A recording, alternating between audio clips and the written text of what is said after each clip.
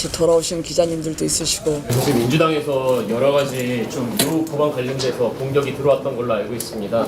그 주장이 있을 텐데 왜 좀 이 법안 관련해서 이렇게 공격이 들어온다고 보시는지 알고 싶습니다. 그러게요.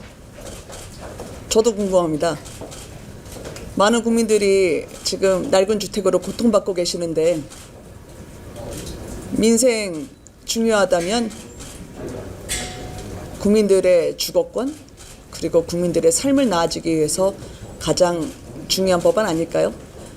이 법안은 지난 9월에 발의해서 그 사안의 시급성과 중대성을 감안해서 11월에 소위에 상정이 됐습니다. 그리고 이후 두 차례 소위 논의 과정을 거쳤죠. 민주당 의원님들께서 법안 체계상 도전법 등 조문 이관을 요청하셔서 그 또한 그대로 조문을 몇 개의 조문을 이관을 하고 그리고 그 대안인 법안까지 최근 2월에 기자회견하기 직전까지도 국토부에서 야당 의원님들께 설명을 드린 것으로 알고 있습니다.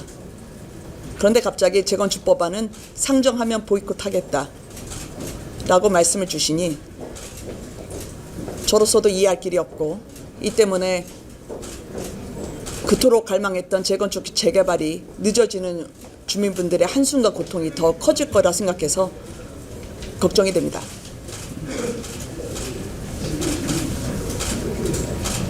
이거는 좀 법안하고 관계없지만 네, 오늘은 법안 관련 질문만 좀 받으면 안 될까요? 죄송해요. 예. 민주당에서 왜 갈직자 행보를 보이신다고 저는 우파 사칭을 한다고 우파가 되지 않죠. 저는이란 말은 빼고 말씀드리면 우파 사칭을 한다고 우파가 되는 게 아니죠. 또 보수 코스프레를 한다고 보수가 되는 게 아닙니다. 늘 이런 식이었죠. 이재명 대표가 지난 대선 때 국토보유세를 주장했지만 며칠 전에 한 유튜브 채널에서는 국토보유세가 표가 안 된다 하더군요. 그러면 물러서는 건가 생각했더니 정작 당 정책을 주관하는 민주연구원은 국토보유세를 해야 한다. 보고서까지 냈더군요. 저는 양의 탈을 쓴 늑대의 행진이 진행되고 있다고 생각합니다. 겉으로는 당근이지만 뒤로는 채찍을 늘 감추고 있죠. 따라서 국민들의 민생이 그렇게 중요하고 우파라면 국민들이 가장 원하는 이 법안을 상정 안 할 이유가 없다고 생각합니다. 네.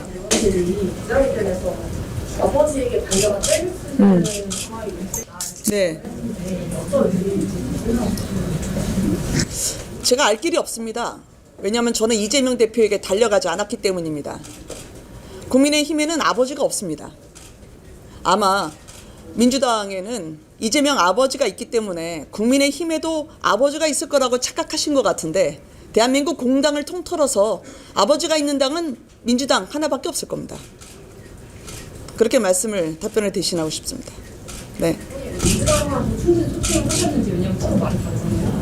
소통을 하셨는지 왜 그런지 아 예. 좀 전에 말씀드렸던 것처럼 두 번의 소위를 통해서 민주당 의원님들도 이 법안에 대해서는 내용에 대해서는 크게 반대하지 않는 기조였으나 법 체계상 도전법 여러 법안들이 뭉쳐 있는 것 같으니 이 법안을 도전법은 도전법대로 또 특례법은 특례법대로 진행하는 게 맞겠다라는 의견을 주셔서 도전법으로 6개 조항 정도를 이관하는 그 법안 대안을 만들었습니다. 그 법안 대안을 만들고 국토부에서도 민주당 의원님들에게 찾아가서 설명을 했죠. 그리고 여기서 민주당 의원님들이 말씀하신 이주대책과 관련해서도 원주민 이주대책을 대안으로 기본계획에 넣고자 하는 그런 안도 만들었습니다. 그래서 여야 간에 서로 원하는 요청사항을 반영한 안을 상정을 할 준비가 다 됐기 때문에 논의만 하면 되는 거였습니다. 그런데 어제 기자회견 하시는 거 보고 제가 본문에 말씀드렸던 것처럼 도둑이 제발 저린다라는 옛말에 발이 많이 저리셨구나라고 생각했습니다. 갑자기 도입법 관련 해결을 하기 직전까지 논의하고 다른 토론이 양당 간사 간에는 이 법안을 상정하지 않기로 합의가 된 것으로 알고 있습니다. 네.